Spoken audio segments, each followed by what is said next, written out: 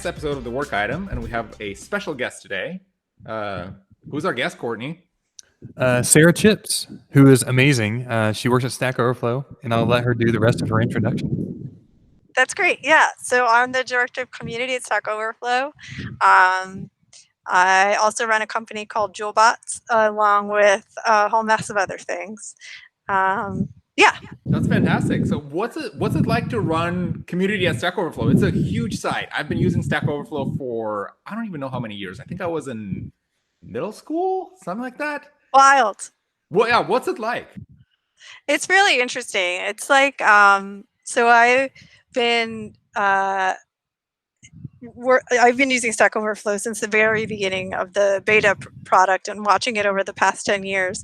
And the closest thing I can describe my job to is kind of like a cruise ship director, where like so we have 50 million uniques a month, right? And so there's so many people that are part of the community. And when you think about guiding a community and addressing the needs of a community that large, you can only take baby steps. And you have to focus on what's directly in front of you, as well as serving all different types of folks in the community. So the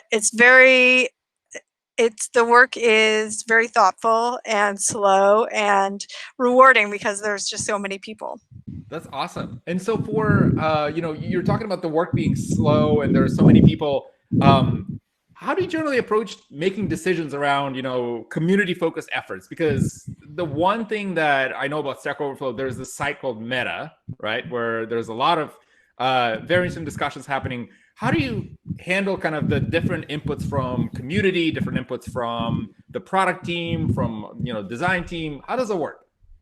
Yeah, the answer to that is just talking to a lot of people. We have a lot of different ways that we get feedback from our users, everything from user interviews to anonymous surveys to places like Meta and directly from our moderators. So there's a lot of different voices that you are exposed to, different with different motivations, right? Like the person who's spending 40 hours a week editing questions to make sure that they are high quality has very different needs, and motivations. So it's all very there's a lot of different personas that you need to think about as part of that, and we talk to as many people as we can. So I know from my time working at Stack Overflow, understanding the meta community was like it was a huge driver for feature development, right? So like many years ago, we primarily go to the meta community with like, hey, we're thinking about working on this feature, and here's how we want it to work. Here's how we want your feedback. And how have you seen that in your time there kind of shift? Like, I think the narrative has shifted a little bit, and there's been an emphasis on trying to get a broader understanding of the audience, not just like the meta users, because again, it's like the top of the pyramid in terms of user base, right? For Stack Overflow and in potential users, right? I think the product is even changing now, right? In that domain. So how are you actively kind of going out and finding new places and people to talk to? Yeah, that's been a really interesting evolution. I think the meta community definitely, so we've done a lot of research into those numbers, and they definitely are a good representation of our most engaged users. For example, 25% of our most engaged users go to Meta a month, and so to see what people are talking about, and even a smaller portion of those folks participate.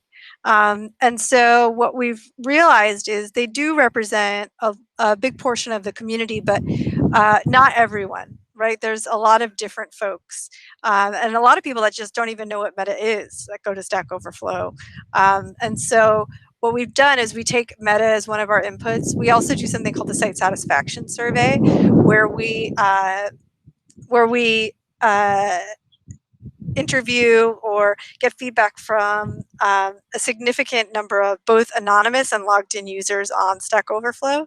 And we've identified probably the top 10 themes of the people say that we could be doing better. So kind of monthly, it allows us to do a temperature check on certain initiatives, if they're moving the needle with this community, if they're helpful, if they're not helpful, if people are hearing about them, all those things. So that's been really interesting, and we weigh that feedback. We weigh that against the meta feedback, against the feedback we get from our moderators, and different things like that to end up making product decisions. So how in the world did you get to this place that you are today, right? I love to dig into the history and talk about what made you go. I know that you were originally like, focused on software development and focused on JavaScript development, and like where did the passion come from and how did you get started in that? Yeah, that's a great question. I definitely didn't anticipate ending up here. I think that the reason why getting involved in the community was so appealing to me is the amount of time I've spent in the software community, whether it be online through different communities, in person, through open source, conferences, that kind of thing. Talking to I mean, everyone in the software community is a user of Stack Overflow. That's not, I mean, like, you may not log in, but you're using Stack Overflow. There's 23 million developers in the world, and we get 50 million uniques a month. So either people are coming from multiple computers, or there's even a user base that don't do software development at all. They're just using it for, HTML, CSS on their Wix site and things like that. Yeah. Oh yeah. So the getting involved in the Stack Overflow community was really appealing to me because of it being the largest community of developers, and being able to help support developers in the future and developers that are active developers now is really appealing. So I was been a software developer for 20 years now, which is wild. And seeing the software community evolve over the past 20 years has been really amazing experience. And so being able to be an active part of that has been really cool. So Sarah, I know that you are really active in the community, and one of your initial efforts was founding Girl Develop It. Can you tell us a little bit about that? Yeah, I think that's been a really big part of my career in general. If there was a driving force, I could say one thing that being a part of the software development community, it's I've often been the only person like me in the room or on the team. And so very early on, I realized that being a technology builder and not just a technology consumer is a really powerful thing, and a really awesome thing. And so my goal has always been to get more women at the table. And so Girl Develop It started when a friend of mine and I were talking about how in our computer science classes, we're often really hesitant or nervous to ask a question because being the only person like you in the room, no matter who you are, it can be, when you're the only person, it can be very uncomfortable because you feel like maybe you represent all the people like you, and this is a dumb question. Should I know this? Or are people going to hear me say this? And they're going to be like, oh, of course you don't know that. It That makes you kind of feel thing. very vulnerable. Yeah, exactly. And so we talked about how neat it would be if there was a space where people could go and just ask all the stupid questions they wanted, like no judgment. We're here to help. So, we put together a curriculum for an HTML CSS class, and we figured we didn't really think a lot of people would be into it.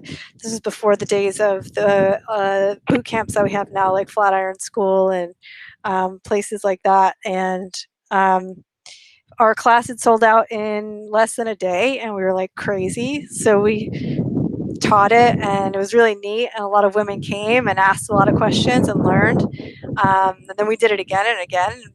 People started asking for different classes and curriculum, and people in other cities asked if they could start their own chapters,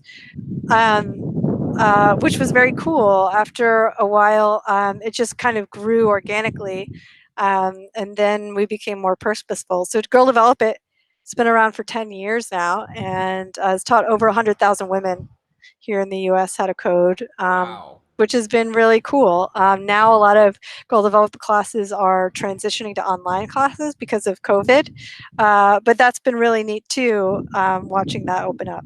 So, I stepped away from Gold Development almost 6 years ago, but seeing it flourish and keep going and being able to be involved on an advisory level is very cool. Do you see any change in, you mentioned due to COVID, a lot of the classes moved online. Do you see that the classes now can reach more communities or more individuals that previously did not have access or could not travel?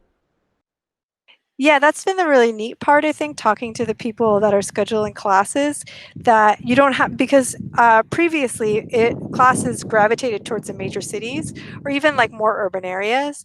And now having them online, it's attracting people from all over the place, which is very cool. And I think that opens it up even to a larger audience, which is neat. I think it's wonderful to have it accessible. I live in a rural area, and I live in an area it's actually really hard to get any girls to do any STEM classes. Like it makes me sad, like to know that, I have two daughters going through the education system, and there's a potential there that they wouldn't get interested in it because they're kind of pushed, or it doesn't look like you want to go do those classes because it's all boys, right? Like, and so I would just kind of love to pick your brain and hear about how do we empower young girls to understand that this is not like a boys club, right? Like, how do we continue to share that message? Because I don't think it's really even still now like talked about a lot, at that level, at that age, when you're a 13, 14-year-old girl, like you're probably very impressionable, and there's like all these interests that you can go explore. How do we make it exciting and like become something that they say, you know what, I want to do that? Yeah, I think that's been really interesting to see. I've talked to a lot of girls this age and done a lot of research around this. I think a lot of it, there's lots of different theories. A lot of people have thoughts, but I think that what I see is happens in media and happens in how we socialize girls, right? Like you think of shows like The Big Bang Theory and we all laugh, right? Like it's a bunch of nerdy guys and they're into science. And, in the later seasons, I think they got a lot of feedback about, hey, like girls like science too. But, really largely the drive of the show is, there's a girl, she's normal, she's social. Of course, she doesn't like science.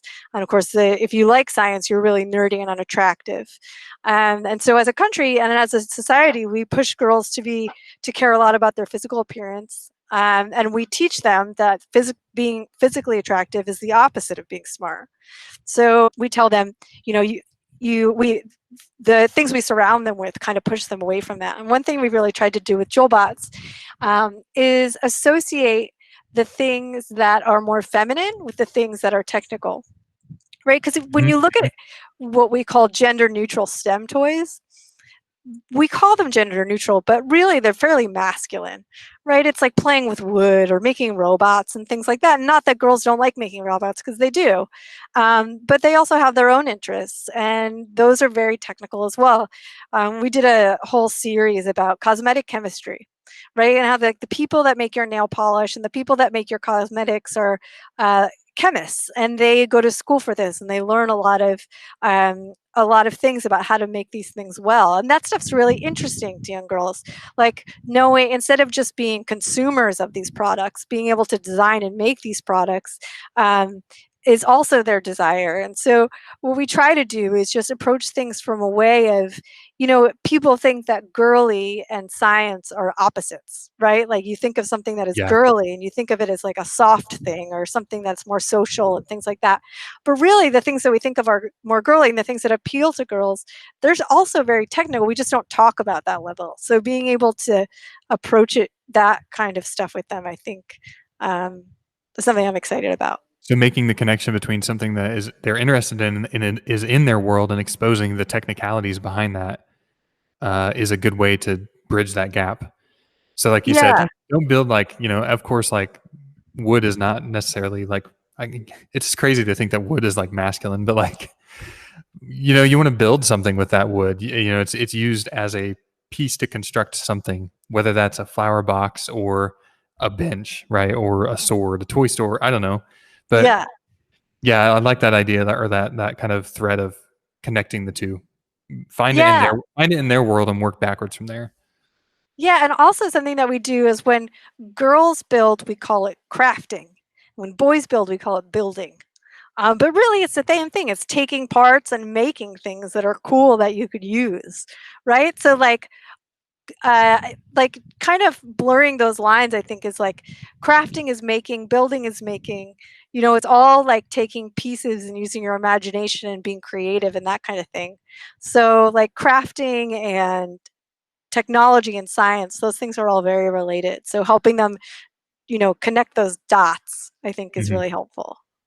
What's been one of your favorite projects or favorite stories that's come out of Joebots for you personally, like that gets you excited and you would love to tell people about?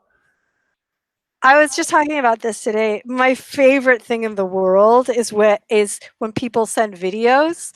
Like people will send videos of their daughters or their nieces or their grandchildren, like making stuff and coding and just talking about it, and they're so amped. I mean, there's nothing better than like a 10-year-old girl showing off the thing that she's coded and she's excited about. Like the coolest things I've seen are different code that the way they think about things in such a different way that adults don't think about, right? Like that's my favorite thing, is just giving them all the components and seeing what they do with it, because as adults our imaginations are like really limited because of, you know, it gets dulled over time, and they think of such cool things. Like I was just looking at this video from a few years ago where this girl took these light up LEDs and put it all around her skirt and made this really cool light up skirt that she like spun around in, and all the lights went everywhere, and it was so neat to see. And she was so amped, you know, like she was so excited to see this thing that she loved and to like be able to build and control it. But those are all the best parts, and it's funny, like no matter what, seeing the video of someone young being excited about something they made, that's always life changing. So how do you scale out something like Joebots? Because how do you take it from an idea to something that a lot of people just start using and start adapting? Yeah, so Joebots has like taken a lot of changes over the years, or evolved a lot over the years. We started out as a hardware company. A lot of people, you know, come to me to say, "How do I build a hardware company?" And I say, "Don't do it. Just quit now, give up your dream." But not really. But hardware is like, it's such a wild world. I think it's a difficult thing to do. And so when we hit some difficulties with our supply chain and hardware in about 2 years ago, what happened was we received a round of manufacturing that had like a 20% defect, which was really tough. Usually we had under 3%. And so we had already sent a lot of them out. So, you know, customers were coming back to us and saying, "This thing is broken that you sent us." And we were like, "Oh no, oh my goodness." And our manufacturer wouldn't take responsibility. It already left their warehouses and was in our warehouses. It's a really tough thing, especially when you're dealing with overseas manufacturing and different laws in different places. And so that was a really tough place for us to be, because hardware is very capital intensive. So do we take a lot of money and put more money into this product, or do we take a step back? So we talked to a lot of parents, and what we heard from them was one thing that we had realized about the product: it has a lot of seasonality. So we would sell a lot around back to school. We'd sell around Christmas and that kind of thing. And talking to parents, what we'd hear from them is, this is an expensive toy. And so we buy this for birthdays, we buy this for Christmas, but we really wanted something cheaper. And also, you know, with toys, kids often play with them for a month or two or a couple weeks, and then they go in a box, and then parents have this like box of plastic. I was about to say, like, that's much longer than my daughters play with something. It's Yeah. about, 2 hours and then they're done with it, unless it's a Legos. But Yeah, exactly. so that's a lot of money. That's a lot of capital. That's a lot of energy being spent on a piece of hardware or a toy that is going to be stuck in a closet somewhere, right? Yeah, exactly. That's what we were hearing from parents. And so we took a step back, and started working on lower price point product that was more of an experience than anything, where like it was okay to learn and walk away from it, and had a lower price point of anywhere from $20 to $40. And so we started making Joebots science kits, and that's been really fun. We've been working on kits that teach all kinds of things, from coding to chemistry to everything in between, and that's been really neat. And so the way that scales is through marketing, through finding the right parents to talk to and having parents talk to each other. And also, one thing that there's a lot of groups that look for things like this too, because there's curriculum, there's Girl Scout groups, there's classrooms, there's hackathons, and so that's really fun to work with as well. And so in the context of the work with different communities, different kind of customers, if you will, I'm sure you get a lot of feedback, and I'm sure you have to kind of, how do you choose, okay, we need to address this versus this needs to just like, yeah, we'll get to it later. How do you prioritize all that? Because I'm guessing you get a lot of feedback. It's a popular product. That's a great question. So we do get a lot of feedback. And the thing that I look for, and I think the thing that is really helpful, is frequency. So understanding, like when you hear something, noting it, writing it down. When you hear it twice, when you start to hear it 3 times, when you start to hear the same things, that's what causes me pause. You have to think of your sample size. You have to think of the people that you're trying to talk to. And also, though, one thing I've learned with this is kids' feedback is the most valuable, because as adults, we watch for each other's feelings. We're really considerate of how this is this person's business, is their life, or that kind of thing. And kids do not care. They are honest, and they will just tell you if something is dumb and they hate it, or if there's something is cool. There's no filter, which is great. It'd be great if you get that kind of feedback from adults, but I think that's hard. So feedback from kids gets 10 times more value. That's an important point for our listeners. Give feedback as if you were a child. Yeah, that would be really great. Yeah, stop trying to second guess yourself. Yeah, it's really that's the dumbest thing I've ever heard, or that's something boring, or that's I hate that. Or they'll be like, oh my gosh, that's so great. And when they're like, oh my gosh, that's when you're on the right path. I like the idea of just reviewing designs with kids, and you show it to an adult and they're like, oh, this is great, but I'm not exactly sure if this quite hits the point. The kid is like, I hate it. This sucks. I feel like Sarah, I feel like I've had that experience when I worked at Stack Overflow. I'm not going to lie. I feel like I posted something once and it was literally like, that sucks. Take it back. So I don't know that there's that problem everywhere. But. Yeah, I think that's right. That's what I've learned too with large communities. It's that's one thing that's different about Stack Overflow than if you think about a product like Joebots, because when you're dealing with so many people, 0.5% of people will get out there and be like, this is awful, this is stupid, this is but there's 40% of the people, or a significant percent, that aren't talking at all, right? And so being able to that's a lot. I think that's a tougher problem, because there's some people that are very loud, or they'll be like, this is great, or this is very bad, and that kind of thing. And then there are other people that just communicate by not using your product, or by not participating, or just not engaging, and because they don't have time, they're not interested, they don't like this thing, so they're not going to be involved. So that, I think, is a tougher problem too, when you have dividing signal from noise, when there's not enough noise, there's not enough when the signals that you're getting are from the loudest users, it's tough finding those other people. Yeah, when the majority of your community just passively uses your product, they don't have time or think to even give you feedback, right? It's a given that you will always. I always talked about Stack Overflow as I work for basically a gravity force on the internet. You know what I'm saying? Some people just are of course I go to Stack Overflow for an answer. I typed it into Google and I landed there, and then there's no relationship between, oh, maybe I should give the site some feedback. I didn't like that particular interaction. So, but whatever, I found what I was looking for, and I'll do it again 13 times a day, I'm sure. Yeah. I bet how do it's you like interrupt them? Wikipedia. Like, how do you stop them in the flow? We don't really, or we didn't before.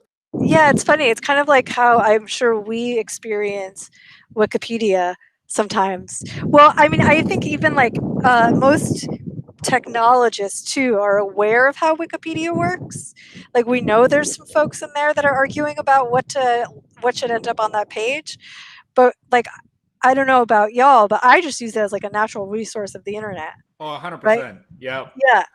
Yeah, I but I'm sure, like, I know that actually I've talked to some of the folks that manage their community, and they face a lot of the same things of, there's certain people that are very loud, and we do need to listen to those people because they are a really important part of this ecosystem. There are the people that are like managing the content, making sure that people like us, the things that we see are fact and not, some random things. So they're in charge of a lot of the quality and responsible for that. But also there's something to the people that use the resource, making sure they're getting value as well. So it's an interesting, I'm sure there's lots of books about this. Right. And you bring up kind of a very good point around the danger that a lot of product teams can not detect early when you have that vocal minority that are super passionate about the product. They just, I want feature X, Y, and Z. Otherwise, this is not what I want to use. It's very easy to say, oh, great, we got this feedback. This means we have to build feature X, Y, and Z because people are asking for it. But then you have that vast majority that it would totally destroy their experience if you would have went and implemented those features. So finding that balance it's hard for any product team. And I feel like you're bringing up a very good point for especially for products at scale like Stack Overflow, Wikipedia. How do you balance out the fact that a lot of the people will never give you feedback? You will never hear from them. They came and went. Like I know for a fact that you brought out the Wikipedia example. I actually never check the history or the discussions, the talk tab. It just doesn't cross my mind. I came for the information. Yeah, you just kind of got to trust that it's right. Yeah, it's really fascinating. And interesting. And also a real challenge, and Courtney, I'm sure you remember this, a real challenge is knowing what metrics to watch for because there's so many different metrics. Like there's page views, there's number of questions, number of answers, comments. Like there's and even in that, like there's profiles and job postings and all the things.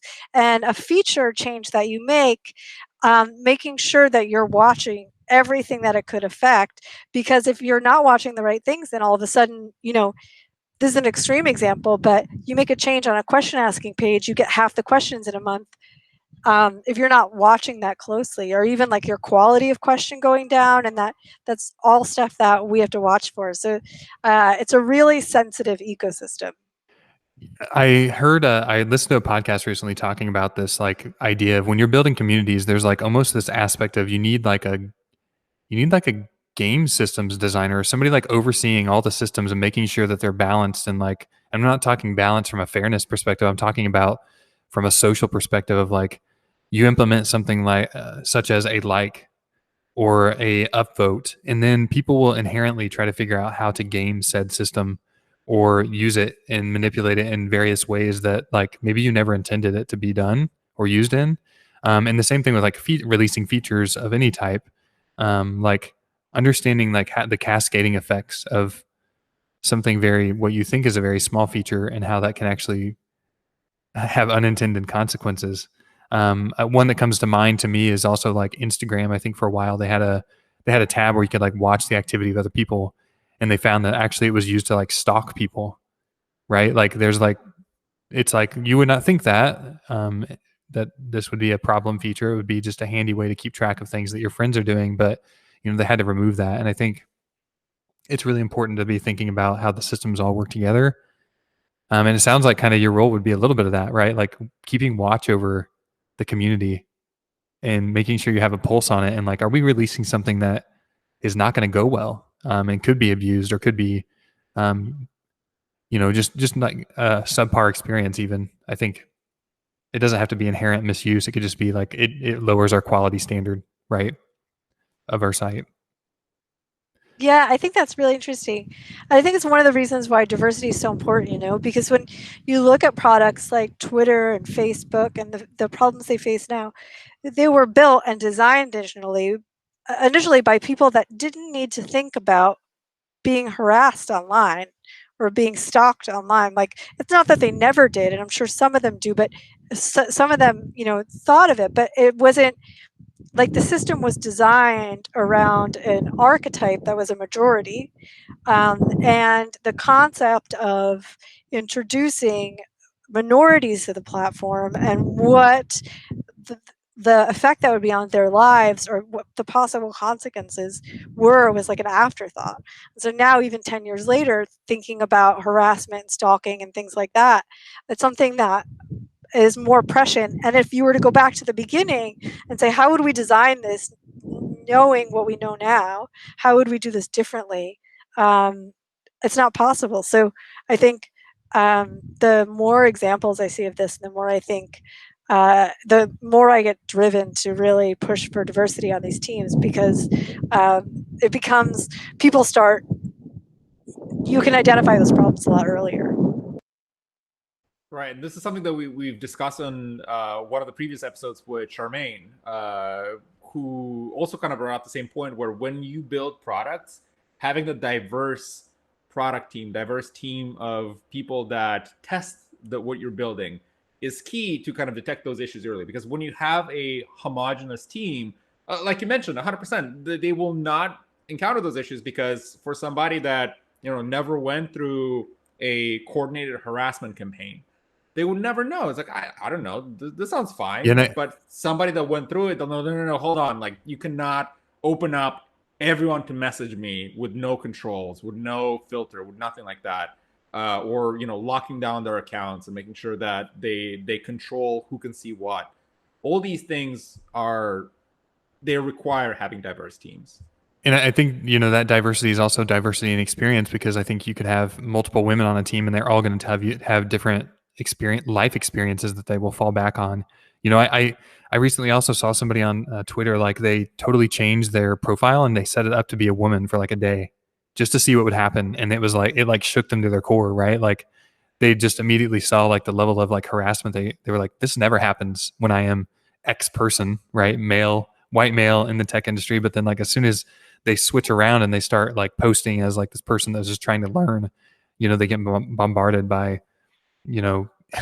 people like just looking to harass or start a fight. And I think that that's terrible. And it's absolutely critical that like we have people like you in the position you're in to not only talk to like a select audience, right? Don't just solicit feedback or solicit feedback from the people who are at the top of the pyramid in a system, right? Because those people may be also like repressing potential abuse and supporting it. And I'm not saying that that's happening, but it could be. It could be very well like a top-down thing that's being controlled. So I think, like tech to me has always come off as like in the past as like a boys club. And how do you start breaking that down? How does that start to go away across the board? I don't have the answer, but I think it's great that like Stack Overflow is moving that direction, trying to better that relationship. Yeah, I don't think anyone has the answer yet, but I think that I think a lot of people are working on it, which is good. And I agree that diversity of thought is super important, and people from different backgrounds, because there's so many different experiences that you need to think about when you're building a product, and things that just aren't intuitive. And so that's really, I think that's always a really neat thing to realize, how things can affect different people in that What way. is one of your like guiding principles in the role that you're taking on now? Trying to get yourself in the mental aspect of you're responsible for a lot of people, and you care. I know you care about people, right? And you want them to have a good experience with whatever you're involved in. And so, what's your mantra to your work, your approach? Yeah. Well, I think with Stack Overflow in particular, the one skill I've learned is patience. I'm a self-described table flipper. When I see something wrong, it's really tough for me to not immediately change it, And so I think one thing I've learned in this role is the skill, and I continue to learn, being able to bring people along for the ride. One thing that's been really big is learning that when you tell people, first that they ask, "Am I part of the problem?" If if they feel that they're not, it becomes a very defensive thing. But instead, saying, "Here's an issue that we're seeing. You know, here's how we're thinking about it. But we'd love to have your thoughts." It becomes very different. It becomes a collaborative exercise. And so I think my initial response was, people need to know that other people are not having a great experience. And the initial reaction people have is, well, I didn't do it. Like I'm nice to people. I'm not, I'm not mean to them. I'm not bullying them. And instead being able to say, hey, here's what we're seeing. We think there's some bullies out there. And then when people look at it that way, they're like, oh yeah, I've seen that. Here's a way you can maybe make that better, but I'll like keep an eye out, because that's, no one wants that environment. No one wants to be part of something that is negative. So yeah, the next question that I have is actually something that we haven't covered yet. Your career. How did you get started? You've been doing this for so long, and you have some fantastic experiences. You went with Joebots and Stack Overflow and Girl Develop It. How did it all start? What brought you in? Yeah. I make the joke a lot. It's that I was part of a generation of people that became coders because they didn't have friends. Yes. That was I'll make the my own friends. exactly. I think a lot of us discovered community online, different communities. I discovered it through BBSs back in the day, but I think computers were a real bonding, or it really opened up my world a lot. And I took a C++ class in high school and ended up really loving it, and being like, oh wow, I think like this. This is how I think. Like I think in if else. Like this is really very cool. I think in loops. And so I'm very lucky to, at a young age, know what I wanted to do with the rest of my life.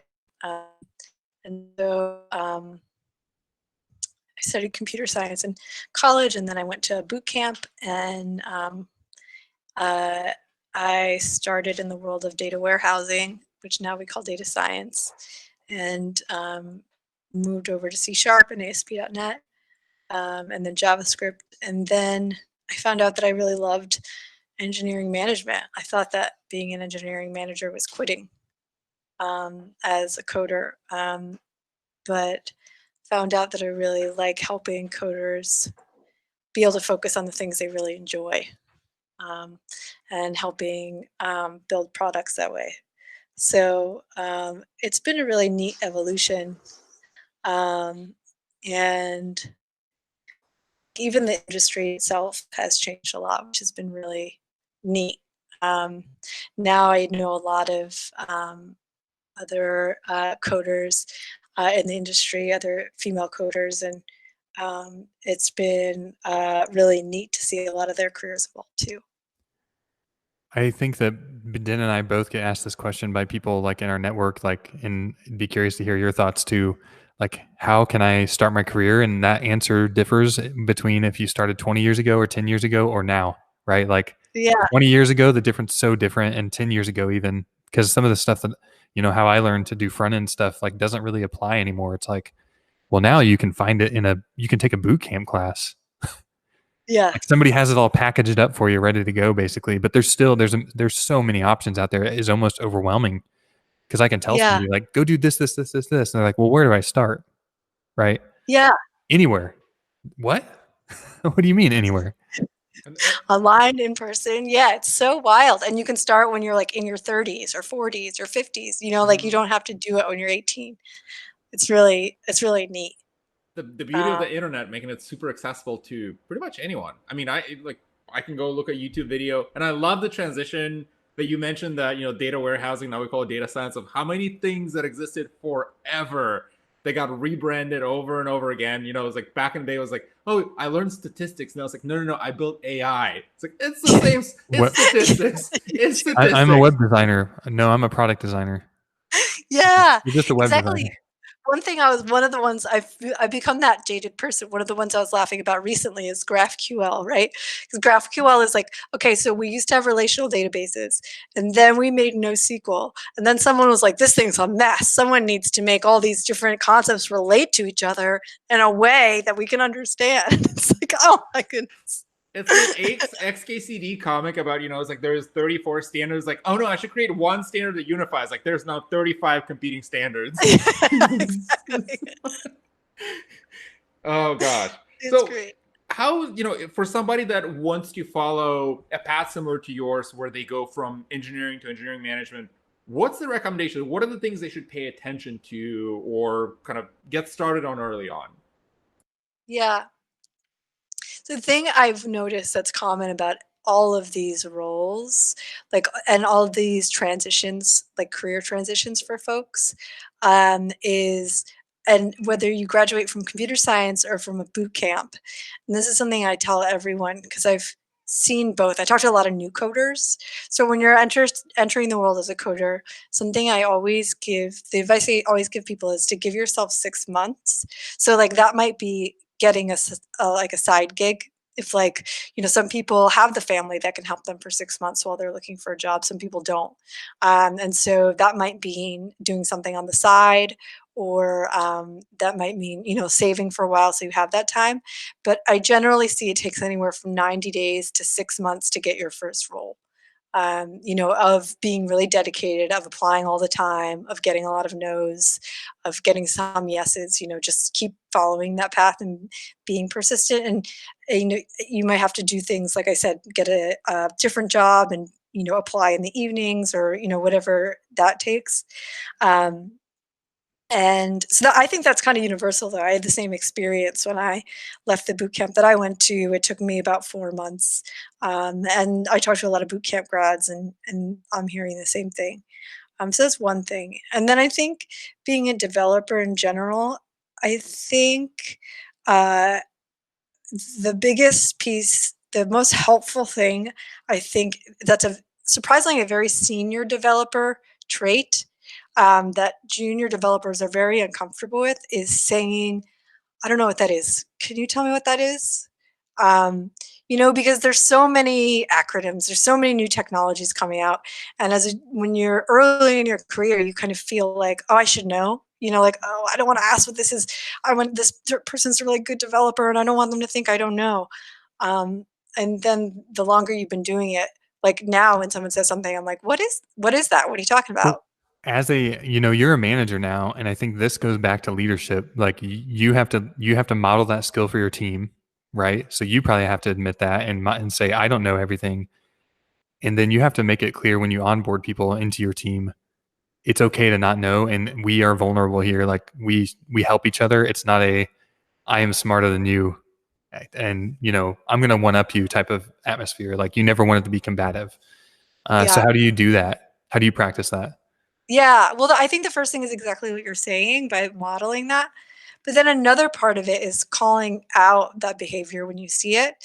I think it's really important, and privately, unless you know it's someone that's been doing it, if someone's yeah, privately, just to say, like, if you notice someone saying, oh, you don't know that, or like, why don't you do this, or this is how you should do that, instead of saying, Mhm. hey, have you thought about it this way, you know, this is something I've seen that works before, or have you heard of this thing, I'd love to tell you about it, you know, like, here's this technology I learned, or, you know, one time I saw this done this way, what would you think about that approach? You know, like approaching things in uh, a way that encourages learning rather that is not judgmental, I think is really important. So when you see people on your team, you know, say those words, pulling them aside and saying, hey, you know, like, I noticed you saying it this way.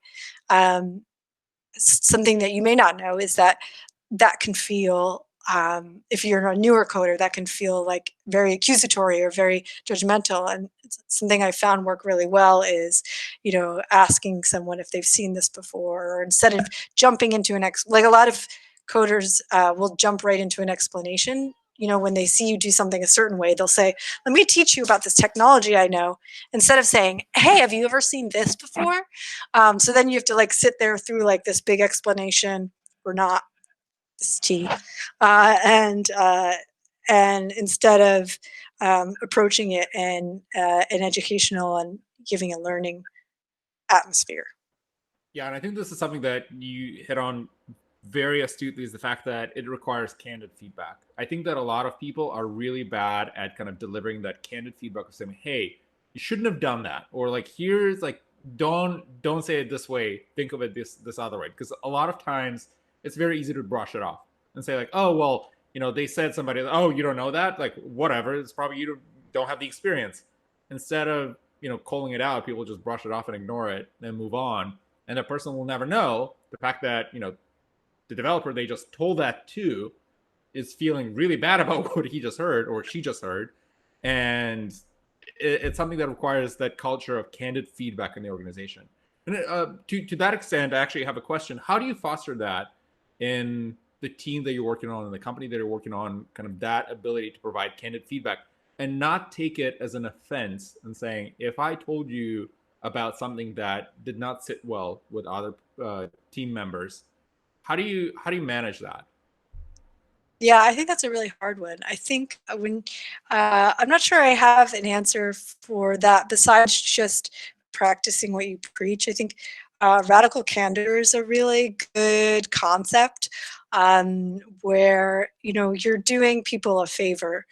You're not doing them any favors by not giving them feedback. It's a book by, I think her name is Kim. Oh yes, Kim Scott. Yes. Yes. And I really love that concept. And she talks about how the opposite of that is ruinous empathy, right? I love the idea. Yeah. Ruinous empathy. Yeah. Where it's I really feel bad. I don't want to make this person feel bad. So I'm not going to say this to them, even though this would help their careers, or even though this would make them better at work. I don't want to make them sad. But also being able to deliver that feedback in a way that is actionable, in the moment, making sure to have examples and making sure to tell people how their behavior is affecting others. I think that's something you have to practice for a really long time. I don't think it comes naturally. I'm sure there's people it comes naturally to, but I think for most it's pretty hard. Makes sense. And so the last question that I have, this part of the interview before we ask how people can find you online, is how did you make the transition from developer to management? Because I feel like there's a lot of misconceptions around that, where a lot of people think that going into management is a promotion. Going into management means now you're kind of the next level. What was that for you? How did you decide that management is a track that you want to pursue, and what were some of the kind of learnings that helped you get there and realize that, oh, now I have to approach things differently? Yeah, I don't think yeah, I think that for me, it was funny. It was something I literally was forced into.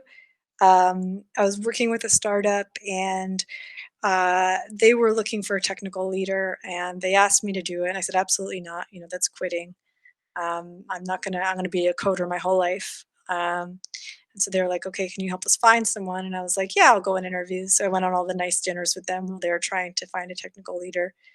And we finally found someone that they liked, and they were going to give him an offer. And that's when I realized, actually, I really do love these people I'm working with.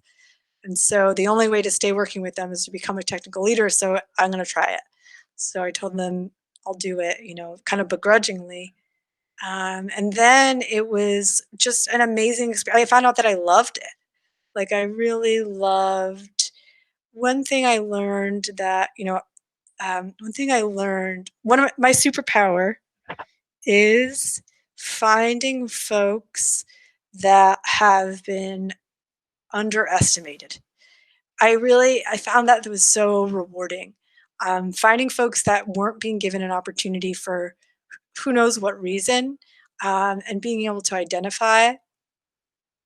I, I've I say it's a superpower because I've been doing this for 10 years, and it is every time I've been able to do that, it has been an incredible reward.